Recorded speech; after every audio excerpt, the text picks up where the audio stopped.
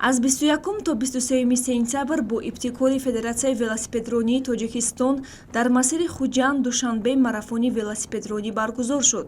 Чорабинӣ ба ифтихори 29-солагии истиқлолияти давлатии Тоҷикистон ва 85-умин солгарди аввалин марафони велосипедронӣ дар масири Хуҷанд Душанбе ташкил гардид. Федератсияи велосипедронӣ тасмим гирифт, ки иқдоми велосипедсаворони шӯравиро такрор кунад. Рӯзи аввал велосипедсаворон дар масири Хуҷанд Истарафшан 93 километрро тай карданд. Онҳо рӯзи дуюм 100 километр гаштанд ва ба ноҳияи Айнӣ расиданд. Рӯзи сеюм аз Айнӣ ба Душанбе ҳаракат карданд, ки дарозии роҳ 125 километрро ташкил дод. Дар умум варзишгарон 318 километрро пушти сар намуданд.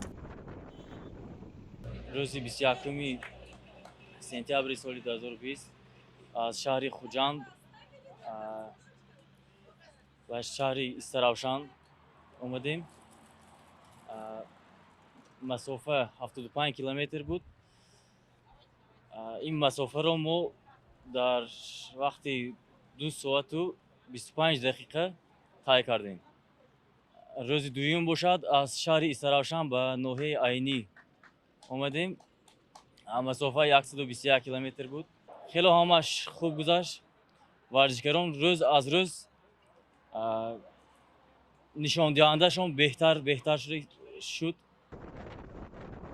иштирокчиён аз ин марафон ба худ таҷрибаи калон гирифта, аз ҳунарнамоияшон илҳоми тоза бардоштанд. воқеан ҳам баргузории мусобиқа омили таҳкими дӯстӣ миёни варзишгарон ва тарғиби тарзи ҳаёти солим гардид. хело чизҳо буд ва хело равҳои баланду пасту чуқуриву туннелро че гузаштан, туннелҳои дуроз буду ва хело чизҳои хубам буд. дар раҳ манзараҳои зеборо медидем. хело чизҳои кӯҳҳои баландҳоро, хело беҳтарин ҳодисаҳо рӯй доданд.